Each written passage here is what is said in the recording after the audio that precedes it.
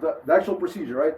We talked about 14 gauge, right? 3 1/4 second intercostal space, right? Mid-clavicular line is the best approach, right? That they say. And then The 14 gauge is the one you chose about? 14 gauge for adult, correct, right? So this is something else I wanted to explain. When we're placing this, even though it's second intercostal space, right? You want to be above the third rib, not below the rib, the second rib. So when I'm placing this device, I'm here. I'm not here. Why don't I want to be up here? There's vessels.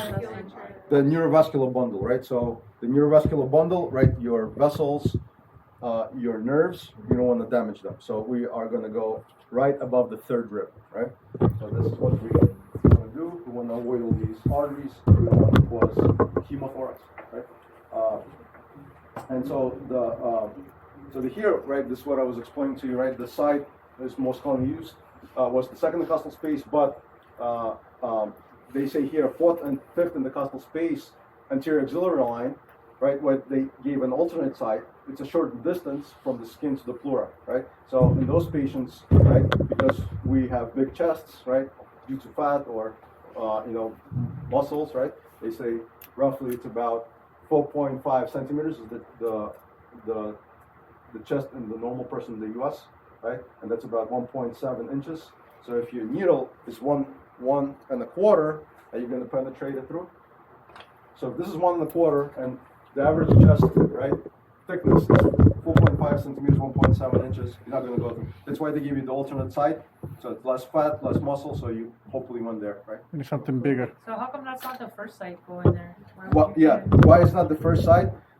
So usually when we go to the hospital, that's the side where they're going to put a chest tube. So you want to reserve it for that. 2, this is much more easier to locate and to landmark, right? I'll show you in a second a good video.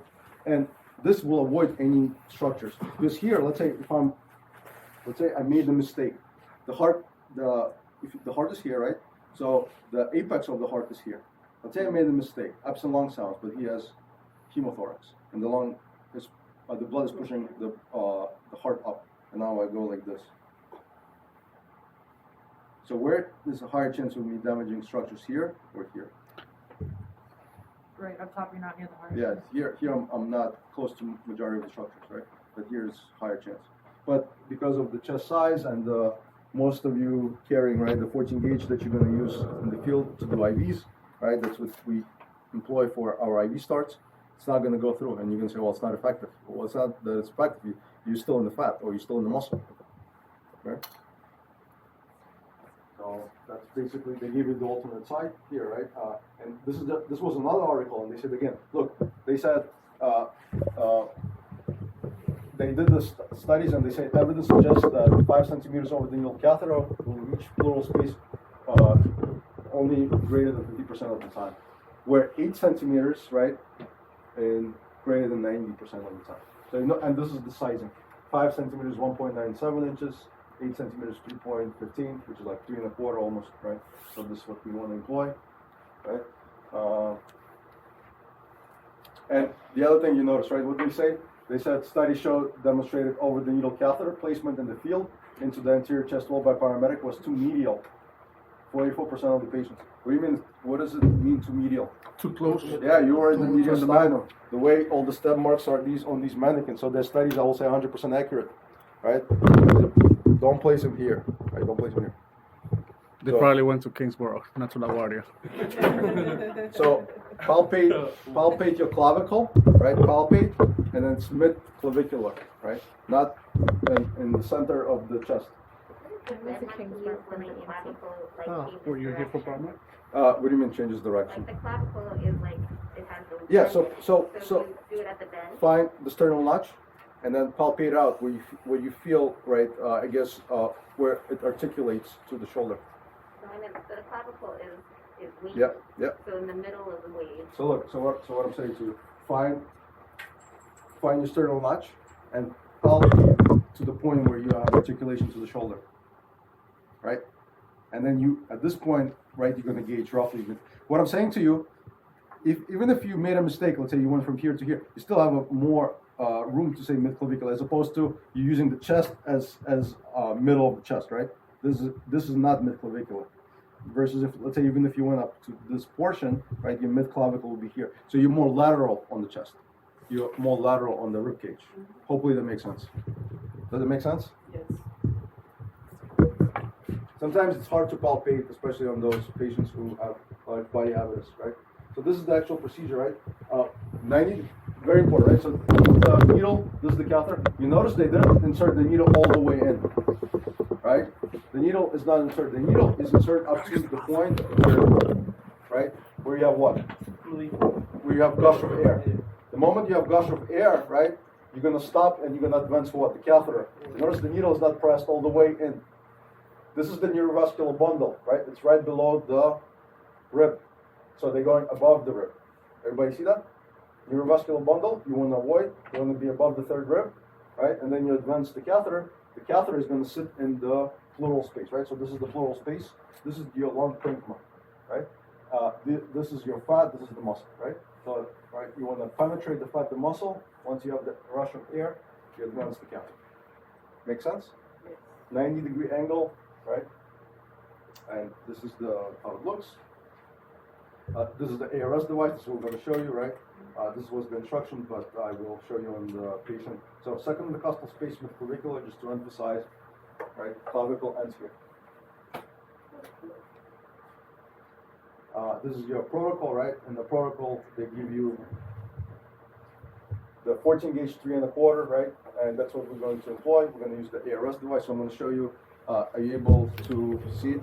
Accelerate. And you could hit this, and it's gonna. So you could point it. So if you, this is grabbing it. All right, perfect. So we said sternal notch, right? You're gonna go down. This is the first intercostal space, right? And then you're gonna go down. This is the second intercostal space. So usually you want to carry like a Sharpie marker or a pen or something to mark it, right? I don't want to like damage this mannequin, but in real life I would carry a Sharpie marker because once I find my landmarks, right, I'm going to cleanse the site. So I want to make sure, right, I am in the right location. So I'll put an X on it, right? And then what you're going to do is you're going to have your face protection, gloves, and all your PPE, right? Why do you need your face protection and all that? Because it's under pressure, it may splatter you. This is alcohol, this is chlorhexidine, depends what you got, right? You break this, you do concentric circles. I'm going to use alcohol in this. It's okay, you could put it on the table, right? Concentric circles, right? I'm going to use concentric circles. So before I do this procedure, I verified, right? What are my signs and symptoms? Absent lung sounds on the affected side. Hypotension, jugular venous distension, if they have that. Patient shows hypoxia, right? My pulse ox is going to read low. Tachycardia. Tachycardic, very good. I got it now. Subcutaneous emphysema, very good. 98%, right? Excellent, right? Labored breathing, right? So, and elevated hemothorax, right? Hemithorax, I should say, hemithorax, one-sided, right? So this is the needle. What I do is I connect my syringe, and what you guys can do is take a saline, dump out, let's say if it was a 10 cc syringe, you dump out 5, so you have some of it here. Why do I like to use the syringe? I'll show you. Is that if it was pressure, it's not going to blast you in the face, so it's going to go in the syringe. 2, it's more visual. So you see, the moment I penetrate the fat, the muscle, and I'm in the pleural space, I'll have air bubbles start to form.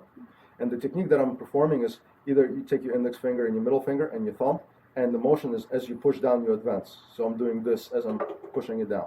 The other technique is you hold the plunger like this, and that's what you're doing. So you want, when you start doing this, you want to practice this motion. And you only stop when you see bubbles. I stop once I advanced further enough to see air bubbles and ease of advancement.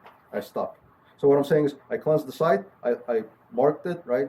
I'm going to keep the skin taut, and first thing I do is I don't start to push, I just push into the skin so that it's a 90 degree and I'm there. Like I'm not pushing, I'm just anchoring that it's in. So when it's at this position, my motion is push down and advance the plunger. All right, I feel ease of advancement and air bubbles. I stop. You see how my needle is not all the way in the thorax. I will disconnect my syringe, make sure your face is not over it like that. And you should have your face protection. I'm going to vent it. If your diagnosis was correct, you will definitely see air bubbles and the air will escape. Like, let it air vent. Make sure you keep the needle like this because I don't want it kinking, right? And I want the air to escape. You keep it until you hear it's escaping. Once the air escapes, what you're going to do is you're going to take your catheter and you're going to advance it all the way with the hub to the skin. This is going to go in a sharps container, but don't throw this out. We don't have that many ARS devices. But in real life, this goes in the sharps container. This stays here, right? Now I converted a tension pneumothorax to a open pneumothorax, right? So now what's that, the pressure here? Same as the atmospheric pressure, lower or higher? Equal to the atmospheric pressure, right? The air should come out. The lung is not going to re-expand, right? The lung still collapses until I get negative pressure with the chest tube. But I relieve the tension, so I should see improvement of what? The obstructive shock. Obstructive shock first, right? I should see improvement of hemodynamic status, And respirations. right? JVD should subside. Blood pressure should go up, right? Maybe I'll have better lung expansion. Maybe you'll have some sounds right on the chest. Yeah. Is this something that should be done en route to the hospital or before you go? Yeah, I would say in the primary assessment, you want to do this right away. The moment you discover this tension pneumothorax, you don't want to wait. You want to decompress immediately. It's a life threat. Correct. It's a life threat, right? You decompress immediately. Now, if this site was not working, I'm going to go the fifth intercostal space. This mannequin will not allow me to do it, so I'm not going to show on this. But I am going to show you a video of how they locate it. So I'll show you a good video how to do it. If it retentions, what you can do is you could take another catheter and you could put lateral next to it on the same spot, right? Or you could put in the alternate site, fifth intercostal space, anterior axillary line, right? Now, let's say I suspected pneumothorax, I auscultated, absent lung sounds, all of that, right? I put two of these here and here. No resolution. I start to think of other causes, right, that's causing this condition. Make sense? You said if it retention, I mean, after you Yes. it comes back? Yeah, so what happens, let's say you start transport, right? And now the patient was not breathing well, his shallow breathing, I start to bag him. His muscles spasm, and this catheter is occluded. And now I positive pressure ventilate. And now air starts to build up in the thorax again. All of a sudden, again, his blood pressure drops, right? I see jugular venous distension. I listen to the lung sounds, absent lung sounds, right? My suspicion is developing tension again. So I'm going to put another catheter adjacent to it. I put a fifth intercostal space. I put another one. You can't put it right next to. Yeah, right next to it. Yeah, absolutely. Yeah. Let it air vent, the same procedure. Clean it, same procedure. Any other questions? Would you ever use CPAP? Can you? Would you ever use CPAP after this? No, I would not use a CPAP for these patients. Most likely going to be altered, right? I would not use CPAP for them, right? If they need to, if they have shallow breathing, you use positive pressure ventilation with the BVM. Most likely, if they don't have shallow breathing, just use an arm breather if they're hypoxic. Yeah. How close could the second? Yeah, close, very close. Very close? Yeah, very close. Same intercostal space, very close.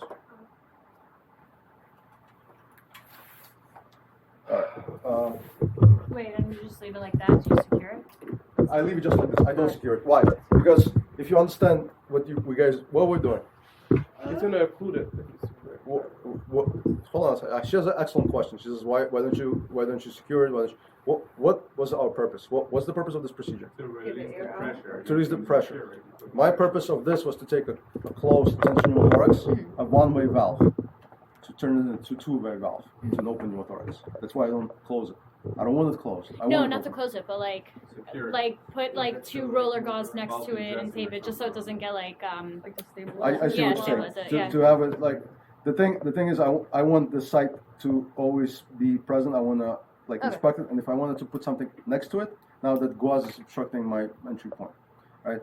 Honestly, I'll leave it as is. Okay. I'll leave it as is, and I see I'm people smart. tape it. Hmm? I see people tape it. people tape it. You can tape it. I want to monitor it, and I want to make sure I have access if I need to put a second one next to it. Okay? Don't close it. Like what I'm saying is, don't, Yeah, no, don't no. close it.